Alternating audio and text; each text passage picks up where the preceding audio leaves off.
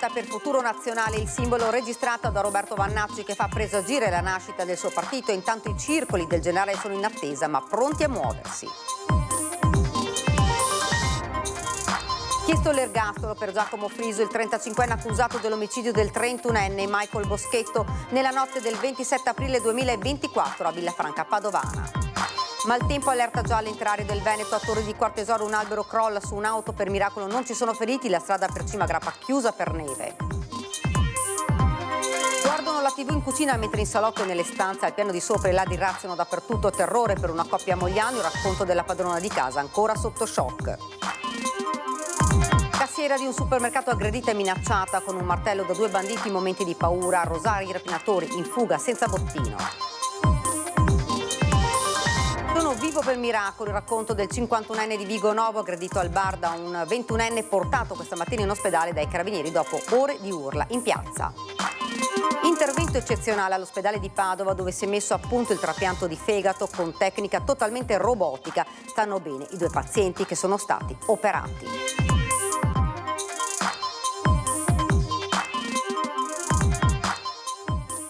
Buonasera, ben ritrovati, edizione regionale dei nostri notiziari, dunque in primo piano la politica, Lega Veneta in rivolta per Futuro Nazionale, il simbolo registrato da Roberto Vannacci che fa presagire la nascita del suo partito. Se non chiarisce questo e non decide da quale parte stare, io non vedo altre soluzioni se non l'espulsione.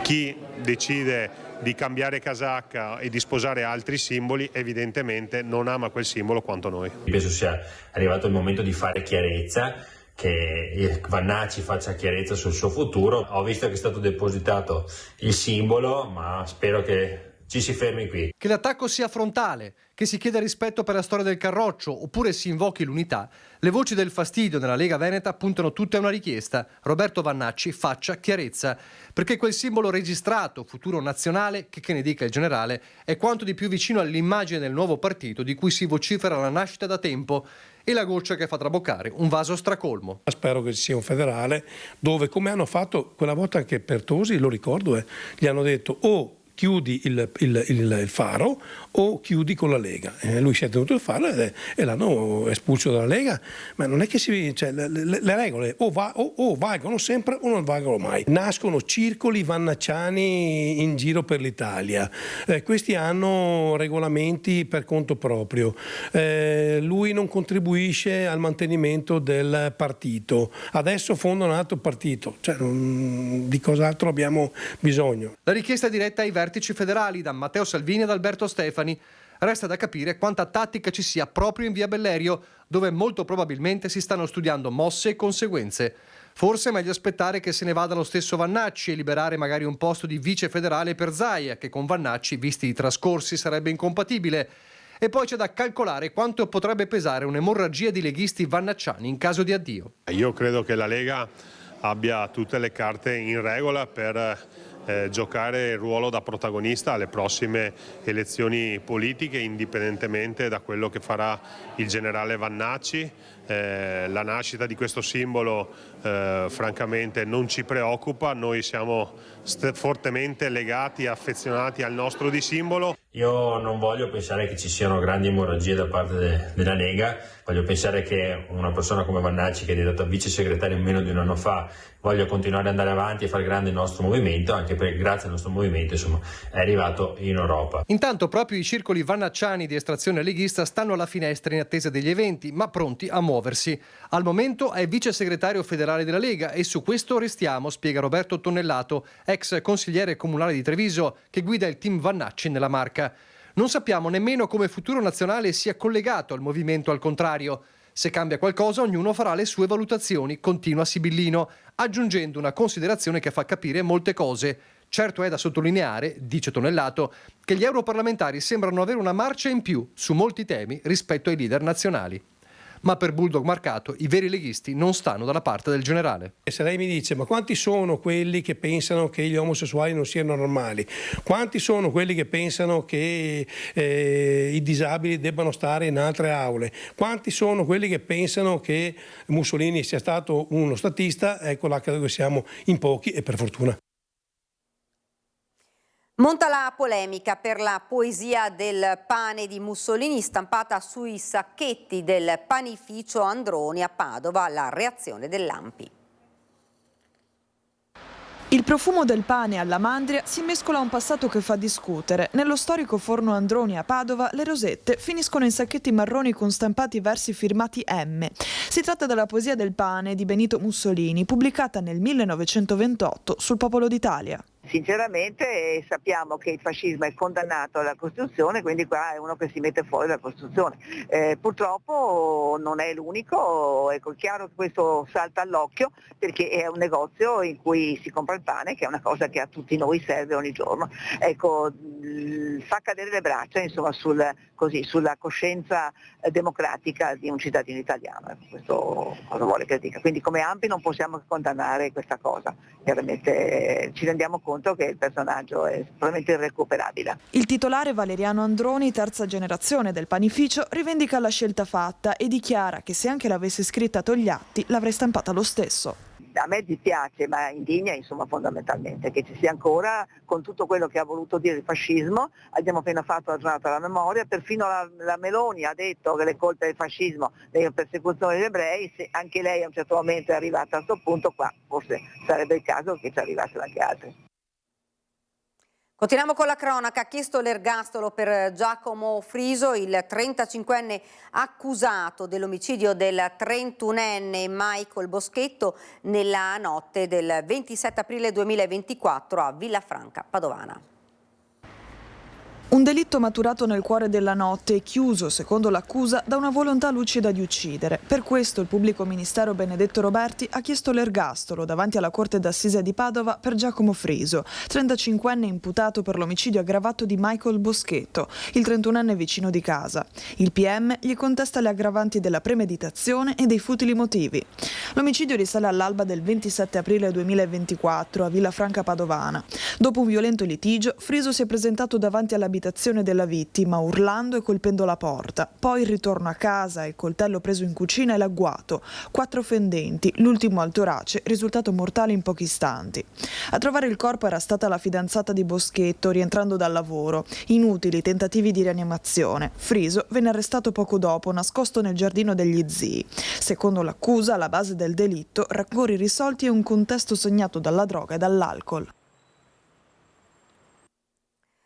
L'ondata di maltempo in Veneto continua a far ampliare lo stato di attenzione della Protezione Civile regionale, che fino alle 14 di domani prevede l'allerta gialla idraulica nelle aree Alto Brenta Bacchiglione Alpone, Basso Brenta Bacchiglione e Basso Piave Sile, e allerta gialla sia idraulica che idrogeologica nella zona Basso Piave Sile. Le piogge costanti hanno già alzato il livello dei fiumi e fossati con qualche tracimazione. Resta anche la fase di attenzione per rischio valanghe e fascia montana e prealpina del Bellunese. Intanto, proprio a causa della intensa nevicata, è stata disposta la chiusura della provinciale 149 di Cimagrappa in località Bivio Cimagrappa tra le province di Treviso e Vicenza. Lo rende noto Veneto Strade, la circolazione è sospesa fino a nuovo avviso per garantire la sicurezza degli utenti. Ed ancora maltempo, tragedia sfiorata alle 13:30 di oggi a Torre di Quartesolo quando un pino marittimo è crollato sulla strada in via Casoni danneggiando una vettura in sosta. Fortunatamente in quel momento in auto non c'era nessuno e non c'erano i passanti. I vigili del fuoco hanno provveduto al taglio e alla rimozione della pianta alta circa 15 metri mettendo in sicurezza l'area e liberando il veicolo coinvolto. Oltre all'autovettura l'evento ha causato danni anche alla recinzione di un parco pubblico comunale. Sul posto sono intervenuti anche la polizia locale, il sindaco e i tecnici comunali per le verifiche di competenza. E grave incidente stradale a Isola della Scala nel Veronese, dove questa mattina intorno alle 10:30 due autovetture si sono scontrate frontalmente. Pesante il bilancio, 3 feriti. Per liberare l'occupante di uno dei veicoli i vigili del fuoco hanno dovuto utilizzare divaricatori e cesoie per creare un varco nella struttura del mezzo e consentire l'estrazione in sicurezza del ferito. I feriti sono stati poi affidati al SUEM 118 per le verifiche del caso e il trasporto negli ospedali della provincia di Verona. E ancora cronaca dal Trevigiano, guardano la TV in cucina mentre in salotto e nelle stanze al piano di sopra i ladri rovistano dappertutto. È accaduto nel quartiere San Marco a Mogliano. A raccontare l'episodio è accaduto ieri sera la padrona di casa dopo una notte insonne. Uno dice meno male che c'erano dei soldini, perché mio marito aveva il portafoglio con dei soldi e forse ci siamo salvati che hanno portato via sti soldi, quindi non sono venuti in cucina a farci del male. E basta. Altro non si può dire. Un trauma, però ragazzi, fate qualcosa. Si spezza la voce a Ivanna Borsato, 77 anni, raccontando del rischio corso in casa sua in via Rimini a Mogliano. Dopo cena, mentre col marito Luigi Cipriano, consulente di infortunistica stradale, guardava la televisione in cucina, i ladri mettevano a soqquadro le stanze al piano di sopra in cerca di soldi e preziosi. E notato dalle scale il giubbotto del marito su una poltrona, sono scesi in salotto a prenderlo, trovandoci dentro il portafoglio. I padroni di casa hanno così rischiato di ritrovarseli di fronte. Del furto si sono accorti quando, nel tentativo di inserire l'allarme prima di andare a dormire, Luigi è salito al primo piano dove il sensore segnalava una finestra spalancata. E mi fa, ma l'hai lasciata aperta? No. Andiamo di sopra e abbiamo trovato il disastro. Disastro per me è stata una roba scioccante. La coppia ha subito allertato i carabinieri. I malviventi, che hanno fatto in tempo a colpire anche dalla vicina 88enne, hanno forzato l'oscuro, praticato un foro nella finestra e una volta all'interno hanno rovistato ovunque, lasciando nelle vittime del furto una profonda inquietudine. Come ha trascorso la notte, signora Ivanna? No, guarda, avrò dormito forse per sfinimento 2 ore. Non dico di no, però mi sembrava di avere gli uomini in camera, non so quanti eri, 1, 3, 8, non lo so, è stata veramente dura ragazzi e sono già venuti a rubare qua, però non eravamo in casa, allora il trauma è diverso. Così lo vivi proprio sulla pelle. Oltre ai contanti, i ladri se ne sono andati con alcuni preziosi, un collier di perle di Ivanna, uno d'oro della figlia, ma per lo più si tratta di monili del valore principalmente affettivo. Mio marito è cavaliere della Repubblica e porta via anche la medaglia. Ivanna ci ha tenuto a raccontare quello che è successo a lei e al marito perché dice bisogna bloccare questa drammatica escalation di furti nelle abitazioni. E io sono stata fortunata perché hanno trovato dei soldi sul giubbotto di mio marito, se no sarebbero venuti giù a magari a far cosa? A bastonarne. A 77 ragazzi, non ne ho 25. Non mi sento vecchia, però neanche giusto prendersi con queste persone anziane che sono in casa e basta. La vedova del noto chirurgo Nardacchione è finita nel mirino dei ladri che si sono introdotti nella sua abitazione a Padova aggredendola. Abbiamo raccolto le testimonianze dei vicini di casa. È un incubo ad occhi aperti quello vissuto da Donatella De Blasi, vedova del noto chirurgo del ginocchio Roberto Nardacchione, mancato nell'ottobre dello scorso anno. Rientrata nella sua casa di Corso Vittorio Emanuele II, nei pressi del Prato della Valle a Padova, dopo essere stata con i nipotini, si è ritrovata 2 banditi davanti agli occhi. Con il volto travisato l'hanno spintonata buttandolo a terra. Fortunatamente i vicini di casa, sentendo le urla disperate di Donatella, hanno subito chiamato il 112. Io alle 19 sono andata via. Io abito qua, però da me ci sono 30 telecamere, allarmi e cose. La signora penso che non abbia messo l'allarme per uscire. Me l'ha riferito il macellaio che alle 19:15 la signora è andata a lasciare i bambini, è rientrata e ha trovato i ladri dentro che l'hanno picchiata. Prima dell'arrivo dei carabinieri del Norm, i malfattori sono riusciti a fuggire dal balcone senza riuscire a rubare nulla, quindi non riuscendo nel loro intento, ma lasciando Donatella sotto shock. La signora Donatella aveva portato i nipotini dalla figlia ed era uscita. Quando è rientrata ha sentito dei rumori e pensava fosse il figlio e si è trovata davanti, diciamo, di 3 personaggi, ecco. 3 persone allora? Sì, 2-3 persone, in 3 erano da quanto mi è stato detto. Hanno visto anche proprio delle impronte? No, dopo sentendo i confinanti là hanno detto che ho sentito urlare e gli hanno detto che gli hanno tappato la bocca e gli chiedevano cassaforte e dopo devono essere scappati, sono scappati per le grondaie, su per il tetto, insomma, ecco, dove si pensa siano anche entrati. Sul posto è intervenuta prontamente anche l'ambulanza della Croce Verde per assistere la donna. Ora le forze dell'ordine sono al lavoro per ricostruire l'esatta dinamica del colpo e risalire all'identità dei malviventi, grazie anche alle telecamere di sorveglianza della zona. Cassiera di un supermercato aggredita e minacciata con un martello da 2 individui, paura a Rosà.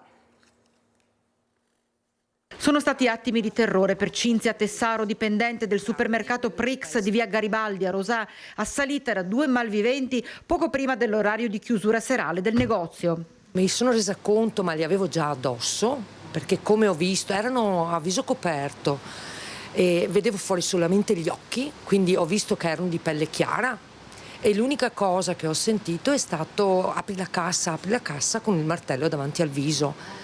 E non ho fatto nulla sinceramente, non ho né urlato, ma mi sono mancate sinceramente anche forse la forza o la voglia di urlare, perché il martello ce l'avevo proprio davanti alla bocca. Momenti agghiaccianti per lei, un incubo. Quanta paura ha avuto in quel momento? In quel momento non tanto. Dopo sì, dopo è scesa l'adrenalina e allora sì, ci sono state un paio di notti insonni. Sono riusciti a rubare qualcosa? No, hanno provato a martellate ad aprire, però non si è aperto niente. E quindi hanno preso a martellate la cassa? Sì, quella là dietro.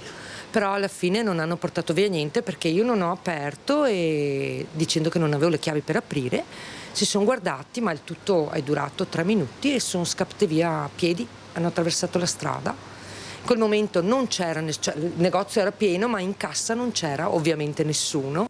Un'azione violenta e fulminea, e la mente corre un'altra aggressione simile avvenuta qualche tempo fa al Magicaffè, sempre a Rosà in via Manzoni, quando ignoti rapinarono una barista minacciandola anche in quella circostanza con un martello. Episodi denunciati, forse potrebbe trattarsi delle stesse persone, ma intanto cresce la preoccupazione. Ci vorrebbe forse un po' più di protezione, ecco, di vigilanza, però che purtroppo manca. E adesso, soprattutto con il buio, sì, andare fuori di sera, anche se noi l'incasso lo lasciamo nelle cassaforti, insomma noi non andiamo fuori con i soldi del negozio, quindi a noi quando usciamo non abbiamo niente, però comunque la paura rimane alta. Ed ora nel veneziano, Vigonovo sotto shock, sono vivo per miracolo, il racconto di Ivan, il 51enne preso a colpi di cric in testa e al volto al bar. L'aggressore, un 21enne del posto, portato questa mattina in ospedale dai carabinieri dopo ore di urla in piazza alle 7 del mattino. Subito dopo la spinta è partito con una sprangata in testa, col piede di porco e io sono crollato perché non mi aspettavo questo gesto qua, e dopo da terra, ero a terra e lui ha continuato a colpirmi in testa. Adesso sento male alla gamba, appunto anche il braccio. Presumo di aver perso i sensi perché mi hanno detto che ha tentato anche di soffocarmi. Sono vivo per miracolo. Ivan, 51 anni, racconta con lucidità e dolore la violenta aggressione subita al Bar Canova di Vigonovo lunedì sera, quando, dopo le 19:30, è stato colpito alla testa, al volto e al corpo con un cric da un 21enne del posto, in evidente stato di alterazione. È già tanto che se sono ancora qua. Un attacco improvviso e violentissimo, senza alcun motivo apparente, è avvenuto sotto gli occhi dei presenti, che ha trasformato in pochi istanti un momento di normalità in una scena di puro terrore. Mi sono alzato su una pozza di sangue praticamente. Ma l'episodio non si è fermato lì. Il giorno successivo all'aggressione il 21enne si è ripresentato nel locale all'ora di pranzo alle 13:30, accompagnato dalla madre, chiedendo indietro il cric utilizzato come arma e minacciando la titolare del bar, Alessia, d'origine cinese. La mamma è dietro, non ha detto niente. Dopo 2 minuti è arrivato carabinieri e i carabinieri hanno risposto che ce l'hanno loro e dopo mi ha lasciato stare. perché parlava con carabinieri. Ma non finisce qui. In mattinata, poco prima dell'alba, il 21enne ha poi dato nuovamente in escandescenza in piazza Cavalieri di Vittorio Veneto, inveendo contro la madre. I residenti, spaventati, hanno chiamato i carabinieri. All'arrivo delle pattuglie la situazione è poi degenerata, con il rischio di una colluttazione poi sventata, con il 21enne denunciato dai carabinieri per lesioni gravi, che è stato quindi trasportato d'urgenza all'ospedale di Dolo per accertamenti. Ivan, l'aggredito, ancora provato ma stabile, commenta: racconto quello che mi è successo perché nessun altro debba vivere una cosa simile. Quanti punti ti hanno dato? 20, una ventina di punti. Per il momento una prognosi di 10 giorni. Oggi pomeriggio devo ritornare di nuovo al pronto soccorso per fare un attacco. Continuano le indagini per fare chiarezza sulla scomparsa dell'ingegner Menegon. Sono ancora tanti i dubbi su questa vicenda, lo abbiamo raggiunto nella sua abitazione. Non pensavo che si innescasse un putiferio e adesso ho realizzato che un putiferio si innesca. Un putiferio che non aveva preso in considerazione, così l'ingegnere Antonio Menegon, rientrato nella sua abitazione di Tezze sul Brenta dopo 23 giorni di buio, silenzio e disperate ricerche, tra le ipotesi più cruente. Un allontanamento volontario su cui i carabinieri stanno indagando dopo aver ascoltato il 78enne superconsulente contro i velox irregolari. Gli inquirenti capiranno cosa abbia spinto davvero Menegon a sparire per tutti quei giorni, senza dire a nessuno dove fosse, come stesse.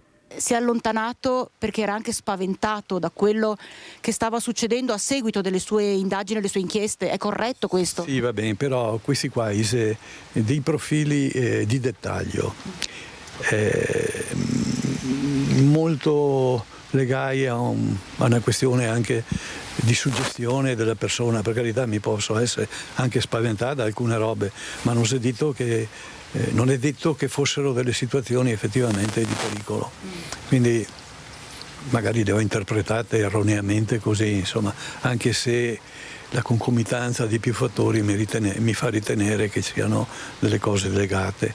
Adesso in questo caso lei ha attirato la sua attenzione, cioè l'attenzione delle persone su di sé, nel caso specifico, ma anche per lei forse magari può averlo fatto anche perché l'attenzione venga posta su tutto il suo lavoro.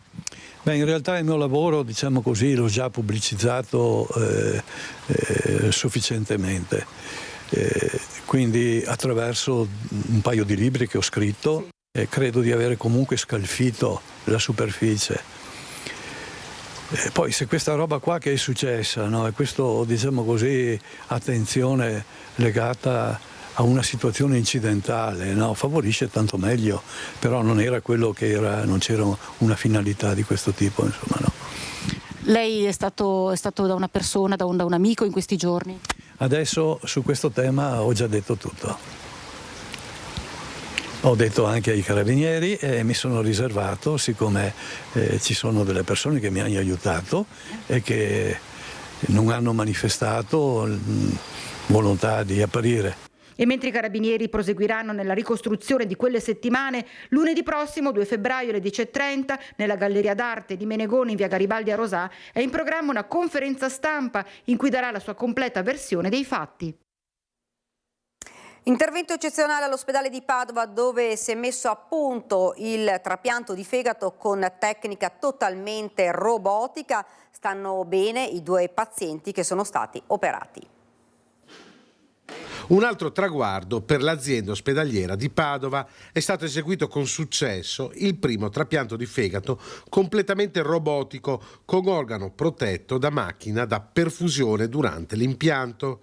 La tecnica costituisce un unicum a livello mondiale quanto a tecnica di preparazione dell'organo espiantato e messo in macchina di perfusione e poi impiantato con chirurgia robotica. Con la nostra innovazione, che è prima al mondo, cioè l'utilizzo di una macchina da perfusione che preserva il fegato anche durante la cucitura, che richiede molti minuti, oltre un'ora, in cui il fegato rischia di soffrire e di non funzionare dopo l'intervento, con questa innovazione noi crediamo che questa sia davvero la strada per il futuro. Un'operazione difficile per i chirurghi, una sfida l'ha definita il professor Cillo, come montare l'Amerigo Vespucci all'interno di una bottiglia e farlo nei minimi particolari. Per i pazienti però molti i vantaggi. Il paziente ha meno dolore o non dolore, recupera subito le funzioni, le attività, la ripresa all'alimentazione, il decorso post-operatorio è più breve. Noi riteniamo che questo recupero rapido riduca anche il rischio di infezioni, che nel trapianto è così importante, sapete.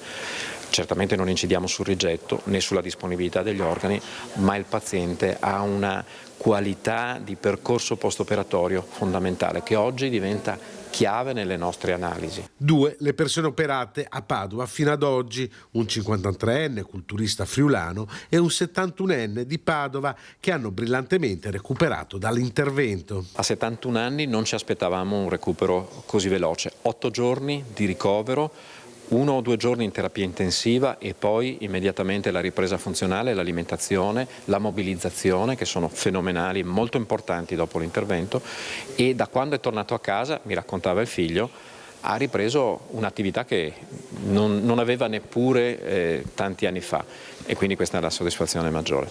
Ora l'obiettivo è trapiantare più persone possibili. Grazie alla grande disponibilità di organi che stiamo avendo, la grande capacità con le macchine a perfusione di utilizzare tutto quello che ci viene offerto, e questo ci permette di...